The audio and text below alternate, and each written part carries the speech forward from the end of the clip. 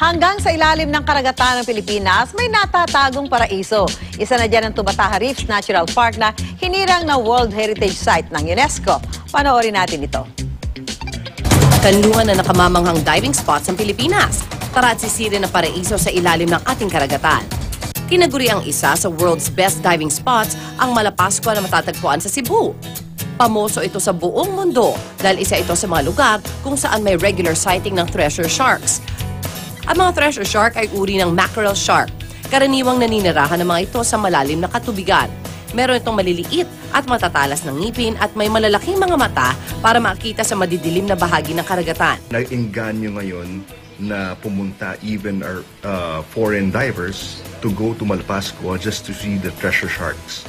Dati, nasalanta na yan ng Yolanda, pero dahil sa pangangalaga nila, patuloy na bumabalik yung treasure shark dun sa cleaning station at yun ang isa sa nagpa-boom sa Malapascua. Tahanan naman ng mga internationally threatened at endangered marine species ang bahurang Tubataha o mas kilala sa tawag na Tubataha Reefs Natural Park. Isa itong protected area na matatagpuan sa dagat ng Sulu at isa sa mga pinakamatatandang ecosystem sa Pilipinas. Balyena, pating at pagong ang ilan sa masisilayan sa malakristal nitong tubig. Itinala ito bilang isang World Heritage Site ng UNESCO at kinilala rin sa 4th International Protected Areas Congress sa Chile.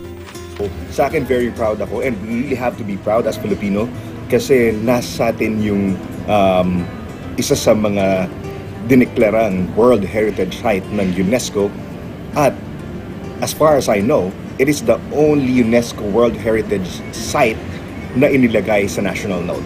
And para sa atin, nandun pa siya sa largest denomination natin na sa 1,000 peso bill. Ngayon tag-init, mag-explore, mag-enjoy at matuto sa mga nagkukubling paraiso sa ilalim ng karagatan.